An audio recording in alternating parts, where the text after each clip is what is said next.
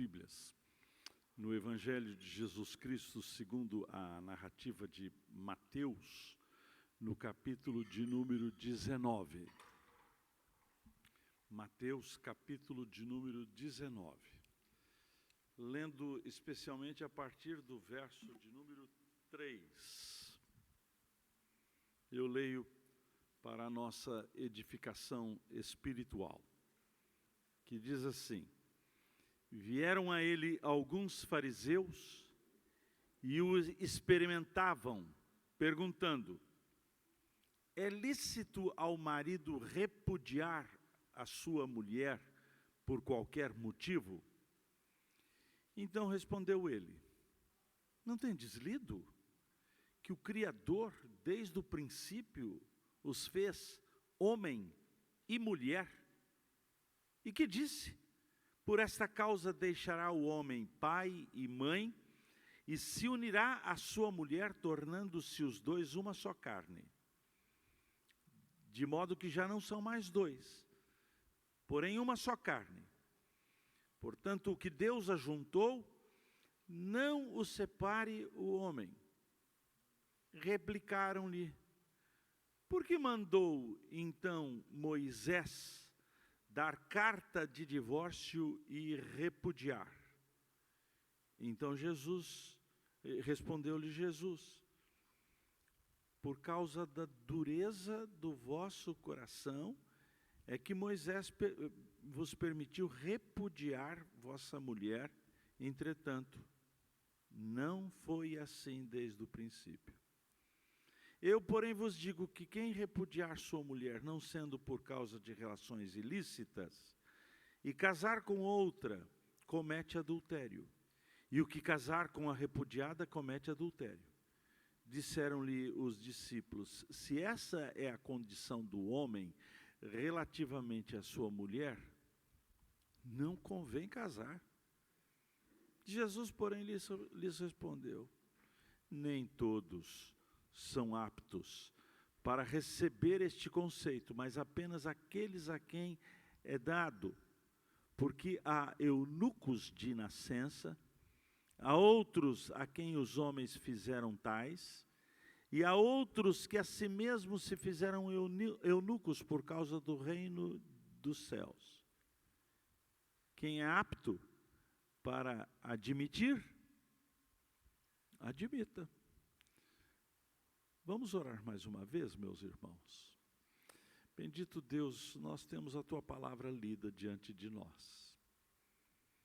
E nós sabemos, ó Deus, que a única coisa que nós podemos fazer por nós mesmos é diminuir o impacto desta palavra. Por esta razão, ó Deus, apelamos para que o Teu Santo e Divino Espírito possa trazer, ó Deus, essa palavra não somente aos nossos ouvidos, à nossa consideração, mas que os princípios eternos da Tua palavra desçam ao nosso coração, nos transformem, nos limpe, nos lave e nos faça pessoas novas, diferentes, para que vivamos no presente século como luzeiros deste mundo, de tal maneira que ao sairmos daqui os outros percebam que estivemos efetivamente na presença de Jesus. Faça isto, ó Deus,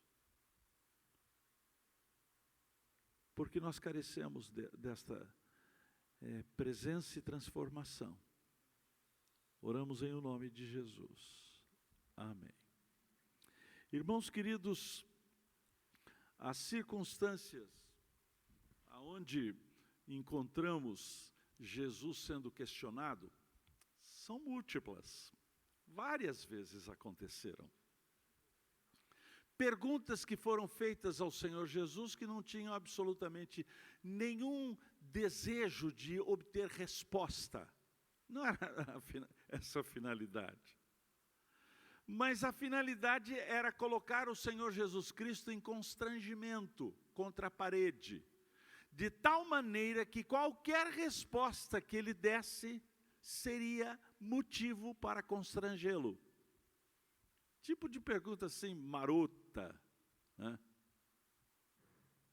Como aquela pergunta que diz assim: você parou de bater na sua mulher? Você percebe que pergunta marota é essa? Qualquer resposta é constrangedora, não é mesmo? Sim, parei de bater na minha mulher. Ah, então quer dizer que você batia na sua mulher? Não, não parei de bater na minha mulher. Então quer dizer que você continua batendo?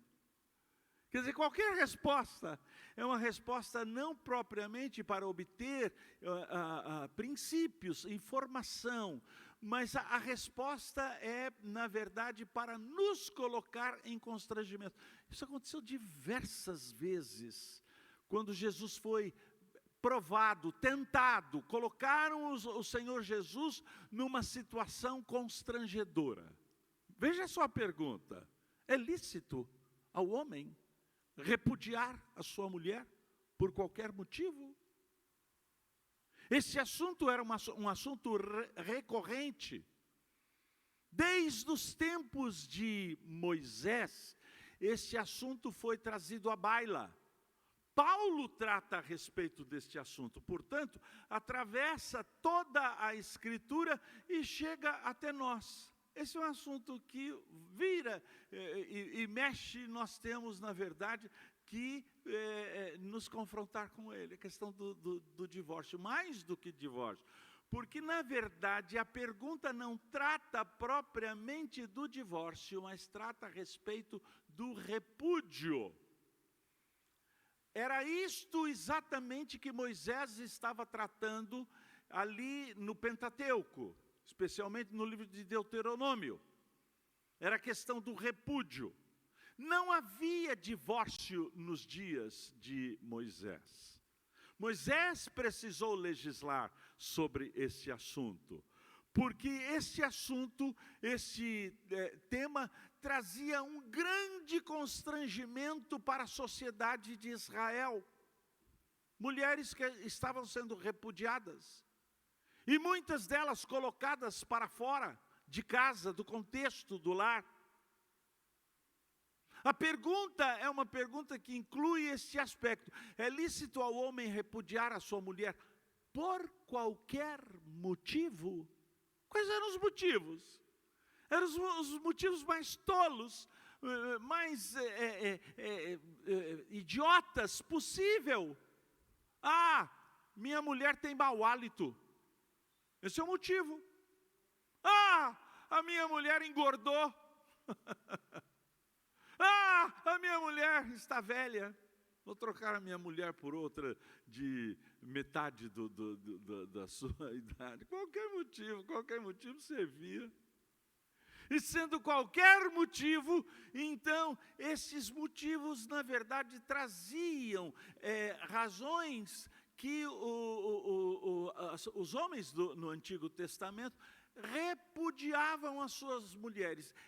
O repúdio era mais ou menos como aquilo que nós tínhamos no Brasil há vários anos atrás, quando nós ainda tínhamos cabelo preto, que na verdade era a questão não do divórcio, mas a questão do desquite. O que era o desquite? Era o repúdio sem que se rompesse os laços do casamento. Eles ainda continuavam casados e por essa razão não podiam se casar novamente. Depois a lei mudou no Brasil. E isto aconteceu também ali no contexto de Israel. O que estava acontecendo? As mulheres, como o elo mais frágil da sociedade humana, eram então repudiadas, colocadas para fora de casa, e para que elas pudessem sobreviver, grande parte das mulheres dependiam, na verdade, dos laços familiares, do laço com o seu marido, da aliança com o seu marido, colocadas para fora do contexto da casa, do lar, elas se tornavam ainda mais frágeis. Como resolver esse problema? Então as mulheres repudiadas se colocavam então num outro laço. Iriam viver debaixo da autoridade de um outro homem. Configurava-se com isto o adultério. E o adultério era punido com a pena capital por lapidação, apedrejamento, até a morte. Jesus tratou desse assunto quando trouxeram, também para constrangê-lo numa pergunta marota, trouxeram uma mulher adúltera. Tratou desse assunto, portanto. Morta a mulher, lapidada a mulher, o que acontecia? O homem agora não era mais desquitado, ele era viúvo. Percebeu a marotagem? Podia casar de novo. E Moisés, percebendo esta situação constrangedora na sociedade de Israel, legisla a respeito do assunto. A legislação é extremamente clara, porque rompido os laços do casamento, portanto, a morte do laço, a morte da aliança, dois estavam, na verdade, mortos para aquela aliança. Podiam, então, viver mortos, mas ainda assim vivendo. Era uma situação extremamente constrangedora, mas trazia uma solução para a sociedade de Israel. Havia simplesmente uma lei complementar. A lei complementar era esta: divorciado,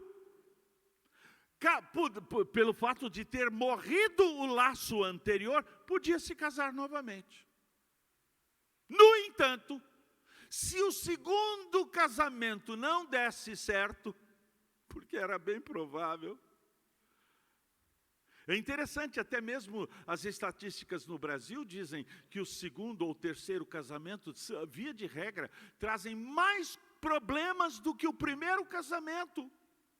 Por essa razão, então, o que nós encontramos de ensinos claros nas Escrituras é que um casamento bem-sucedido é aquele casamento que, via de regra, há perdão, senão não dá certo. Somos pecadores, cometemos falhas terríveis. O seu marido não é perfeito, pelo contrário.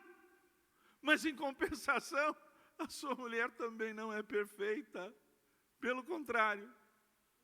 Então havia uma lei complementar. Essa lei dizia basicamente o seguinte: casados pela segunda vez, Moisés legislou sobre este assunto. Deuteronômio está lá claramente. Rompido o primeiro casamento, casado a segunda vez, não dando certo o segundo casamento, a lei dizia: não pode voltar para o primeiro, para que não se corrompa a terra. Divórcio é coisa séria. Divórcio é remédio para curar câncer. Mas o remédio que cura o câncer, via de regra, mata o paciente. Não brinque com esse assunto. Esse assunto não é um assunto leviano. Não pode ser tratado por qualquer motivo. Se a pergunta é uma pergunta marota, então a resposta de Jesus é uma resposta sarcástica. Interessante, não é não? Jesus usa também do sarcasmo, ou melhor, ele faz então com que as pessoas comecem a perceber o ridículo da pergunta. A pergunta é ridícula, especialmente por quem é feita. Esta pergunta é feita pelos fariseus, e a resposta de Jesus sarcástica é esta: não tem deslido?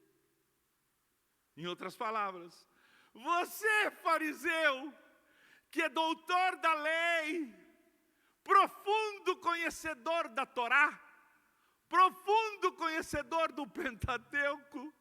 Não leu, não? Meticulosamente tratando a respeito das filigranas da lei. Vocês que são tão meticulosos. Percebeu? Jesus coloca os fariseus também em constrangimento. É a mesma coisa que aconteceu quando a mulher adúltera foi apresentada. Quando Jesus responde, na verdade, baixando a cabeça, escrevendo na areia, provavelmente o constrangimento de Jesus diante daquela mulher. Então Jesus diz assim: quem não tem pecado nenhum, que atire a primeira pedra. Na verdade, meus irmãos, as respostas de Jesus são como bumerangue. Quando você atira, vem contra você. E aqueles que, na verdade, estavam com as pedras nas mãos, prontos para atirar a pedra, quando começaram a pensar em si mesmos, eram adúlteros. Jesus está tratando com conhecedores da lei, mas esses conhecedores conheciam, na verdade, a letra da lei, mas não o espírito da lei. Porque o espírito da lei se resume nisto: amar a Deus sobre todas as coisas, e ao próximo como a ti mesmo. E afinal de contas, quem é o próximo, mais próximo de você, a não ser a sua esposa, o seu marido? Percebe que Jesus, então, pega aquela situação e transforma aquela situação num monumento da fé cristã, apresentando-nos, na verdade, aquilo que nós somos, a nossa mais profunda carência. Se somos deixados a nós mesmos, haveremos de cometer pecados insanos, dantescos.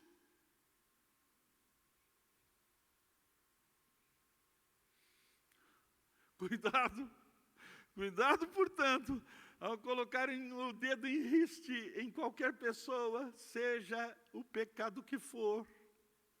Porque, via de regra, nós, ao colocarmos o dedo em riste, de repente, se o Espírito Santo de Deus, se Deus tiver misericórdia para conosco, o tiro sai pela culatra. Nós é que somos, então, confrontados.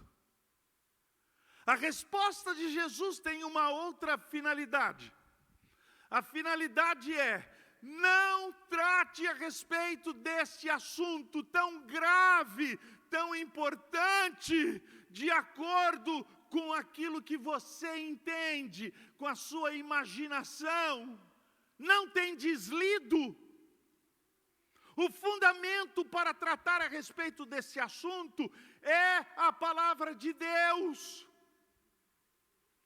Quantas e quantas vezes no meu ministério eu recebi pessoas que vinham e, ao invés de tratarem com a palavra de Deus, se engalfinhavam um com o outro, um apresentando a culpa do outro e o outro respondendo, apresentando a culpa do outro que estava ao seu lado.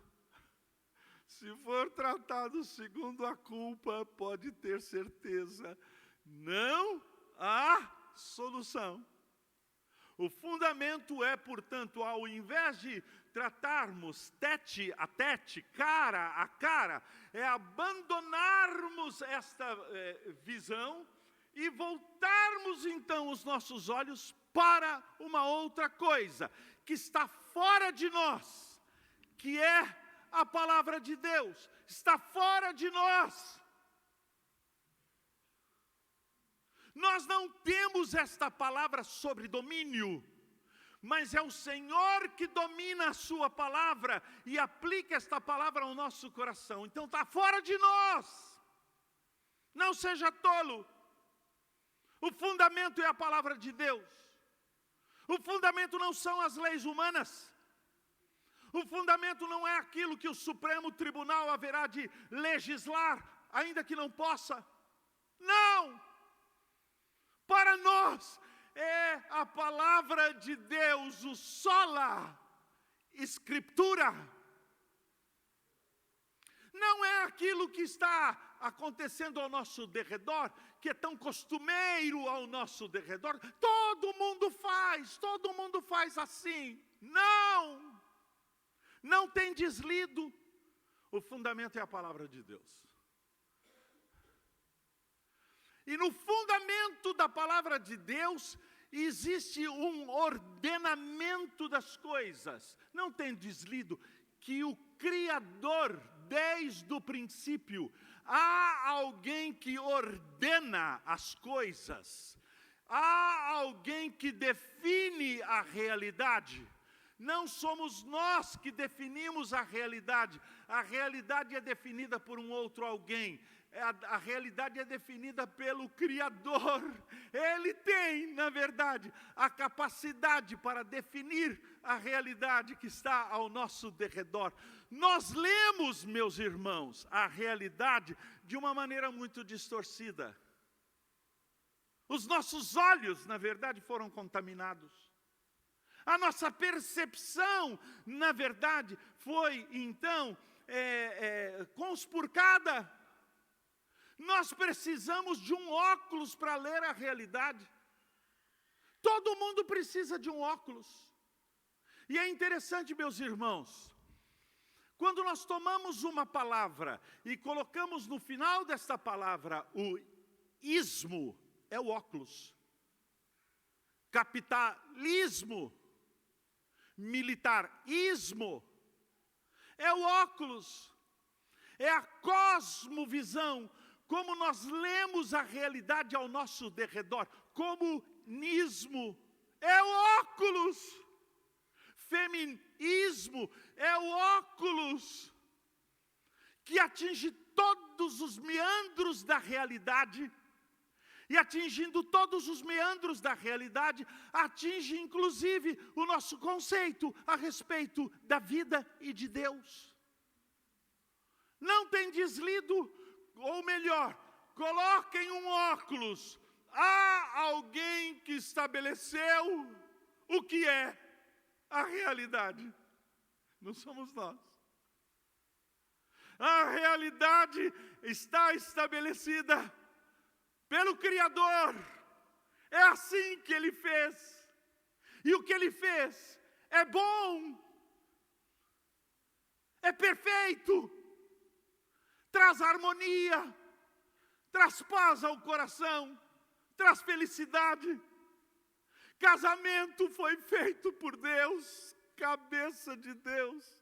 Como Deus é sábio. Não é não? Deus é sábio. A ponto de o próprio Deus dizer, não foi Adão que disse, o próprio Deus que disse. Não, você vê, na criação, você encontra várias vezes, e viu Deus que era bom, e viu Deus que era bom, e viu Deus quando criou o nosso primeiro pai, e viu Deus que era muito bom. Criou seres que refletem a imagem de Deus, que refletem a Deus, que representam a Deus. Era muito bom. De repente, neste poema magistral da criação, não? Coisa linda. O universo, a terra, as plantas, as flores, os animais, o homem, a mulher. É lindo, não é não? De repente, neste poema magistral, nós encontramos, e viu Deus que não era bom. Faltava nesse quadro pintado por Deus a última pincelada. Então, criou a coroa da criação, a mulher. É por isso que Adão ficou simplesmente assim, extasiado, maravilhado. Preste bem atenção, queridos. Foi Deus que criou deste jeito. E o jeito que Deus criou reflete a Ele. Volta-se para Ele. Não mude a figura de Deus. Não tente pintar um quadro mudando a figura que Deus criou e pintou na natureza humana. Se você fizer isto, o apóstolo Paulo, na sua carta, no capítulo 1 da carta aos Romanos, diz: é contra a natureza, ou melhor, é contra você mesmo. Não dá certo. Não faça isto. Você vai se perder. Você vai se machucar. Não vai trazer felicidade. Não tem deslido que o Criador, desde o princípio, preste bem atenção, foi Deus que pintou assim. Este quadro Deus pintou. Não mude, portanto, a obra-prima de Deus.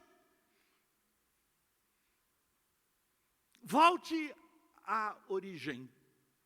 Voltem, na verdade, a este princípio essencial, que é a palavra de Deus. Que coisa boa sermos crentes, na verdade. Porque nós já colocamos o óculos certo para enxergarmos a realidade. Todo mundo tem que usar óculos, meus irmãos. Nós ficamos com a vista turvada. Nós precisamos usar óculos. O problema não é o óculos, o problema é qual o óculos. Se você usar o óculos das Escrituras, ou melhor, o discernimento da palavra de Deus, você enxerga a realidade tal como a realidade é. Não tem deslido que o Criador, desde o princípio, é assim. Não pode mudar. Mudou, você se dana. Não tem deslido que o Criador desde o princípio criou homem e mulher. Na verdade, a versão original, o original hebraico, em português amainou um pouco para tornar menos agressivo o texto. Infelizmente, devia ser o texto nu e cru, né? Porque o texto nu e cru não diz homem e mulher. O texto nu e cru diz assim: não tem deslido que o Criador desde o princípio os fez macho e fêmea. Que coisa maravilhosa, não? Dois seres iguais, porém paradoxalmente diferentes. Homem não é igual à mulher, graças a Deus. E mulher não é igual ao homem, graças a Deus. Fisicamente, na verdade, na leitura que se faz a respeito da realidade, sexualmente, espiritualmente falando, a mulher teve a sua culpa lá no Éden, mas a culpa da mulher é diferente da culpa do homem. O homem no Éden, na queda, é mais culpado do que a mulher, porque a mulher foi enganada, o homem não foi enganado. Ele cometeu um pecado contra Deus, em sã consciência. Deveria, na verdade, meus irmãos, dizer para Eva, para sua esposa querida, que estava ali do seu lado, sendo engalfinhada pela serpente, a serpente aproveitando de uma situação de dúvidas, de confusão mental. serpente sagaz, Adão, calhorda, pusilânime, covarde, maricas, no lado dela não faz nada. Este é o pecado, meus irmãos, do homem. O pecado da indiferença. Quando as esposas tomam iniciativas que deveriam ser dele, ao invés dele pegar o peso, o aspecto mais pesado, mais difícil da sociedade humana, cruza os braços e deixa a sua mulher ser engalfinhada pela realidade. A liderança masculina é um alto privilégio. No entanto, este privilégio é um privilégio mortal. Os homens foram chamados para morrer. Os homens é que vão para a guerra, para proteger as suas mulheres. E nós estamos muito próximos disto. Os homens, meninos que estão aqui, adolescentes que estão aqui, somos nós que vamos à guerra, morreremos pela pátria, morreremos pelo Evangelho, para proteger as nossas mulheres e as nossas crianças. É assim, não é não? Que alto privilégio, não é não? O privilégio da masculinidade. Homens de verdade, homens de fibra, homens com H maiúsculo, porque homem não é mulher. Graças a Deus. Deus fez diferente. Esse negócio de que possa existir um sexo intermediário é uma afronta à natureza. Alguém que possa ter nascido homem e de repente escolher ser mulher. Jamais. Não podem. Não há como. Mesmo mutilando a sua genitália, mesmo tomando anabolizantes, fazendo os seios crescer, a natureza masculina jamais será mutilada. Há um DNA de Deus na natureza masculina. Pegue então um fio de cabelo, e então analise, na verdade, a essência da masculinidade, ainda que ele passe batom, pode ter certeza, a ciência vai dizer, é homem, contudo, um homem fracassado, não é não? Homem é homem, graças a Deus. Mulher é mulher. O encanto dos olhos dos homens. Minha mulher me encanta. Eu olho para ela com sede, com fome, com vontade. Ela me encanta. Eu a amo com os meus olhos. Porque mulher é diferente do homem. Não tem deslido que o Criador desde o princípio os fez homem e mulher, macho e fêmea. O relacionamento de um homem e de uma mulher é sempre complexo, porque é de duas pessoas iguais, porém paradoxalmente diferentes. Encanta e assusta. Não. Quando um homem se aproxima de uma mulher e fica encantado, no entanto, assustado. Os meninos sabem disso. Os meninos sabem disso, não é verdade?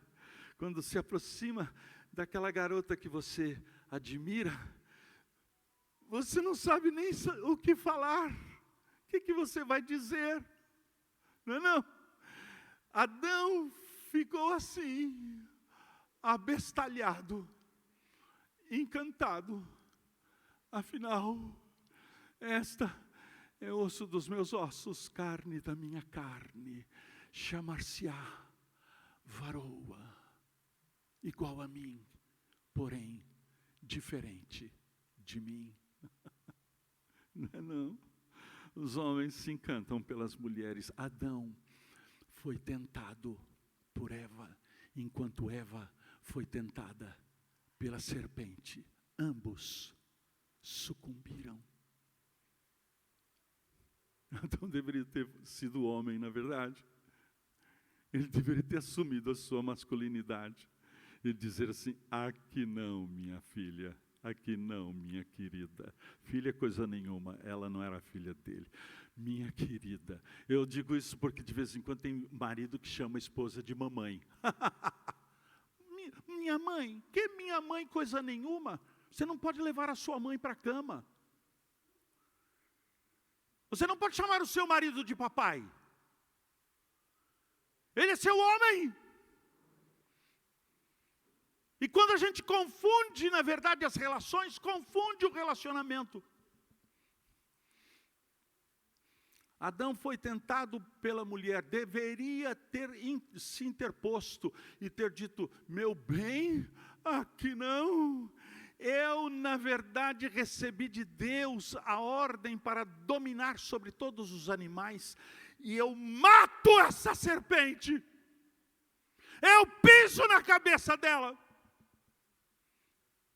Será para mim um sacrifício. Mas Adão, tentado pela mulher, não topou esta parada. E por isto, ambos caíram. E a queda, meus irmãos, é uma queda também que mostra a indignidade. Você lembra? Adão se esconde. Como poderia se esconder de Deus? Se subo ao céu, lá está. Se faz a minha cama no mais profundo abismo, lá estás também. Se eu tomar as asas da alvorada e me detenho nos confins dos mares, ainda lá me haverá de cercar a tua mão. Se eu digo com as trevas, com efeito me encobrirão. Trevas e luz são a mesma coisa. Para onde fugirei do teu espírito? Era a pergunta que Adão fizera e se escondera. Que coisa idiota, na verdade, se esconder de Deus. E Deus então faz uma pergunta, que é uma pergunta para que Adão refletisse sobre ele mesmo, porque Deus não precisava propriamente desta resposta. A pergunta é esta: onde estás? É como se Deus estivesse afirmando: Adão, aonde você se meteu?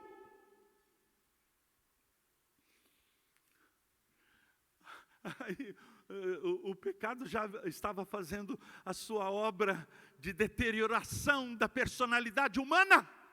E Adão responde, covarde que é, empurra sua mulher para diante do tribunal. A mulher que tu me destes. Seja homem, assuma. Portanto, meus irmãos, estamos diante de realidades que o casamento traz à tona. O seu marido foi colocado diante de você para assumir o aspecto mais perigoso da sociedade humana. Você pode até trabalhar, pode até ganhar mais do que o seu marido, mas o seu marido precisa suar mais do que você. Ele precisa se esfolar mais do que você. Ele precisa ser o seu protetor. Ao entrar na sua casa, ninguém pode tocar em você, porque existe lá um guardião, o seu marido, que vai protegê-la até a morte. Se for preciso, ele morre por você. ninguém ponha mão em você, a não ser que passe por cima do cadáver do seu marido, tem que matá-lo. Portanto, minhas irmãs queridas, homenageiem a dignidade do seu marido. Porque uma coisa é certa, os homens, eles buscam fazer alguma coisa que seja percebida, especialmente pela esposa, de tal forma que, recebendo, na verdade, um elogio da sua esposa, ele fará melhor da outra vez. Diminua o seu marido. Coloque o seu marido numa situação, na verdade, constrangedora diante dos seus filhos. E ele será aquilo que você pensa dele. É isto que você pensa de mim? Pois é isto que eu vou ser. Há uma maldade, uma malignidade no coração do homem. O homem procura ser aquilo que pensam dele. Mulheres, honrem o seu marido. Trate o seu marido com dignidade. Homens, amem as suas esposas. Se for preciso, morra por elas. Porque enquanto elas sangram naturalmente, você, homem, foi chamado por Deus para sangrar socialmente. Seja homem, seja homem. Pare com estas coisas de moleque, de menino, de pôr os outros na frente para receber a punição da sua culpa. Assuma a sua responsabilidade. Não tem deslido que o Criador, desde o princípio, os fez macho e fêmea.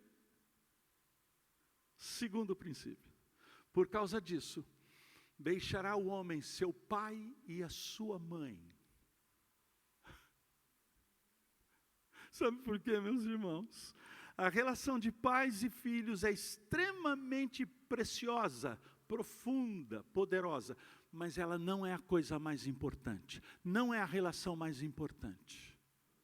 Marido, homem, tem que deixar pai e mãe.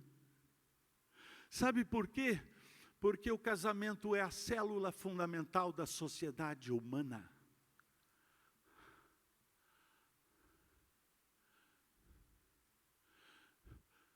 Não permita que seus pais interfiram no seu casamento.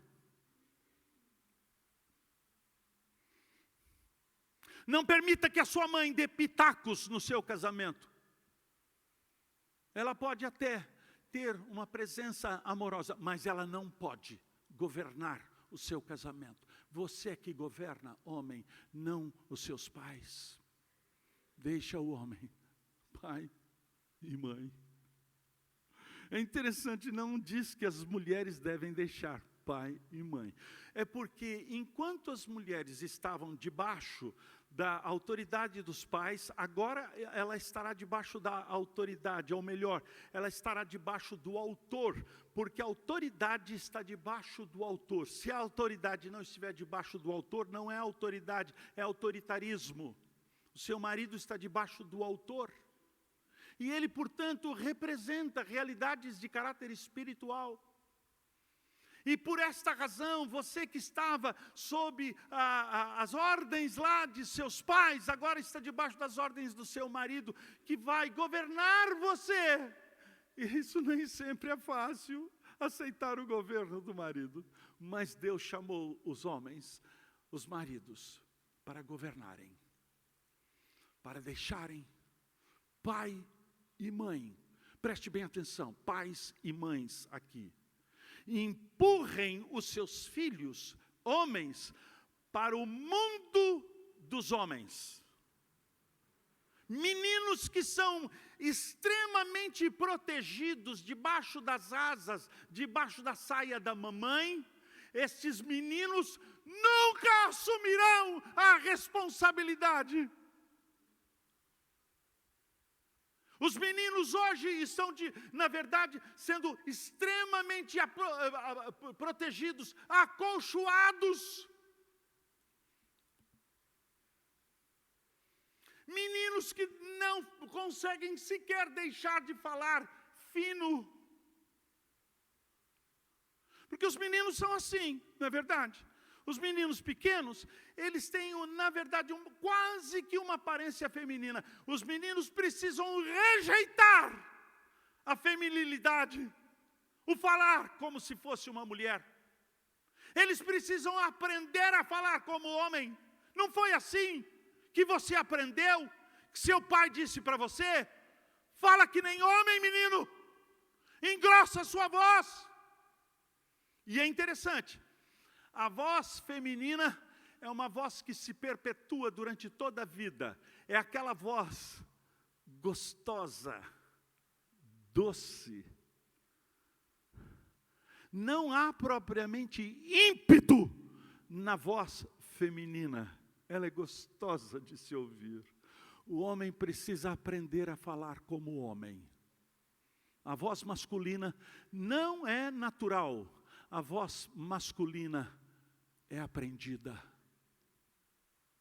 Meninos que são educados num contexto só de mulheres. Nhenhenhé, nhenhenhé, nhenhenhé. Os meninos que são educados desse jeito não mudam de voz. Continuam falando macio, tranquilo. A voz masculina é aprendida. Não foi assim que você aprendeu? Você aprendeu de quem? Aprendeu do seu pai. Ou aprendeu de uma outra pessoa, o seu avô. Ou então de uma outra pessoa, do seu professor. Ou então do pastor que você admira. Ou então do seu tio que você também admira. A voz masculina é aprendida. As iniciações masculinas são promovidas. As iniciações femininas são naturais. A menina chega para a mãe e diz assim: mamãe, o que aconteceu comigo? Aí a mamãe diz assim: é porque você deixou de ser menina. Você, a partir de hoje, é uma mulher. E isso, evidentemente, não se fala publicamente. É uma coisa íntima. Um tesouro íntimo das mulheres. Enquanto as mulheres têm iniciações naturais, os homens têm iniciações sociais. Nós precisamos criar classes de meninos na escola dominical, para que eles aprendam as iniciações da masculinidade. Porque no mundo está sendo oferecido iniciações para os meninos. Os pais estão dando dinheiro para que eles caminhem para a zona de prostituição e tenham relações sexuais. E eles começam a aprender que eles podem comprar as mulheres, que eles podem tratar as mulheres como se fossem instrumentos do seu prazer. Homens, não tratem as suas mulheres como se fossem seus instrumentos de prazer. Tratem as suas mulheres com dignidade, porque as mulheres que porventura vão para a cama com o seu marido, pode ter certeza de uma coisa: as relações sexuais acontecem durante o dia todo. E lá na cama é a cereja do bolo. Trate a sua mulher com desprezo. Trate a sua mulher como se ela não fosse ninguém. Trate assim. Trate desse jeito. Não a cumprimente de manhã. Nenhum bom dia. Ela que arrumou a sua mesa. Pôs ali o pão, o café, o leite, o açúcar, as frutas. Ela que arrumou a sua mesa. Não diga para ela, meu bem, muito obrigado. Saia de casa sem se despedir. Volte para casa com a sua cara de bulldog fechada. Não dê um sorriso para ela. E pode ter certeza de uma coisa. Ela não estará preparada para dormir com você ao seu lado, na sua cama. Não ponha a mão nela, porque ela foi desprezada o dia todo. Relações sexuais se fazem o dia todo. Irmãos, deem flores para sua esposa. Traga um chocolate para ela. Volte para casa. Roube uma flor da casa do vizinho. Venha com essa flor roubada da casa do vizinho. Estou brincando. Mas traga pelo menos uma flor que você encontrou. E diga para ela assim, meu bem, como eu te amo, eu te quero tão bem, você me faz tão bem. E isso, meus irmãos, não acontece simplesmente na juventude, no vigor da vida, no viço da juventude. Acontece também na velhice. Meu pai, que Deus levou já há 10 anos, meu pai, já velho, com 80 e tantos anos, ele continuava sendo romântico. Meu bem, me dá um abraço. Meu bem, eu sinto falta do seu beijo. Ele estava na cama, a mamãe levantou mais cedo, porque iria preparar o café. Ele disse para ela, querida, fica mais um pouco perto de mim. E a mamãe tão atarefada, atabalhoada com os afazeres da casa, se levantou para fazer o café, porque os meus tios estavam hospedados ali, e ali enquanto ela estava no banheiro, dentro do quarto, ela ouviu um ronco diferente. Era o papai morrendo, morreu amando, morreu dizendo, minha querida, fica mais perto de mim. Sabe por quê? Porque ele queria passar a mão na mamãe. Que coisa jóia, tranquilo. Não tem deslido?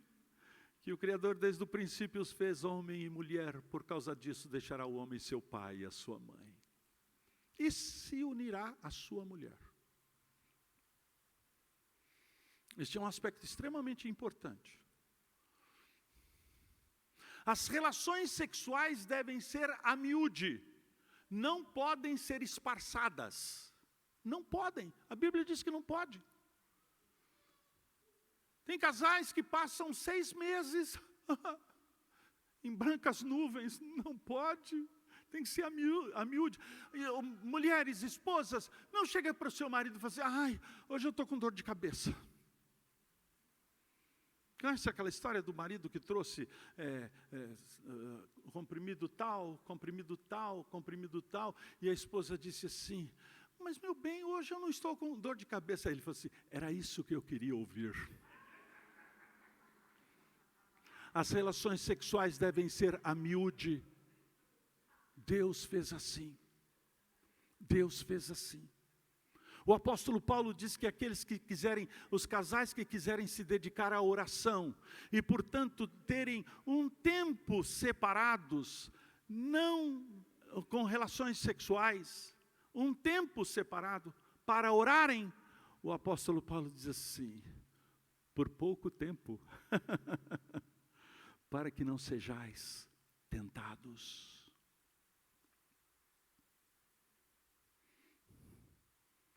Você está percebendo que as Escrituras são realistas. Elas tratam das coisas com realismo. Não existe essa coisa assim de tratar como se fosse, como se não fosse. Não.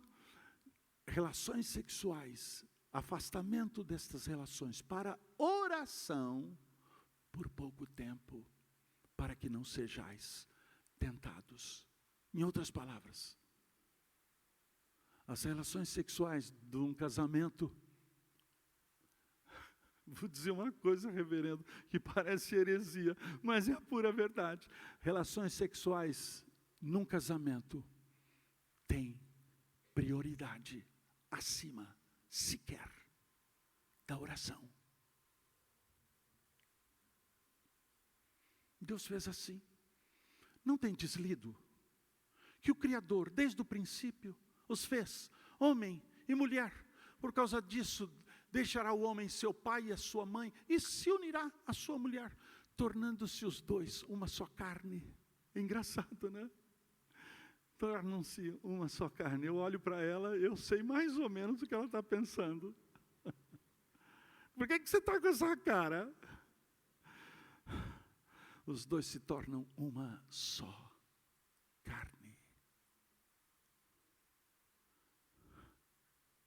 Que bênção o casamento, não é não? Rapazes, moças, que vocês ainda não são casados, vocês não sabem o que vocês estão perdendo. É bom demais. Casamento é muito bom, mas o casamento pode ser muito ruim. Por esta razão, volte-se não aos seus preceitos, aquilo que é criatividade da sua mente, volte-se às Escrituras, ao princípio fundamental, ao estatuto, à constituição fundamental da nossa vida, da igreja, da pátria e do casamento. Casamento assim, você percebeu? A pergunta era uma pergunta sobre repúdio. Jesus virou a coisa de ponta cabeça. Ele fez como um bumerangue. Ele jogou e assim que ele pegou, ele mostrou, na verdade, um casamento que não está sujeito à bancarrota, porque se firmou nestes princípios eternos da palavra de Deus. Preste bem atenção. Casamento rompido, divórcio, segundo casamento, via de regra, é pior do que o primeiro.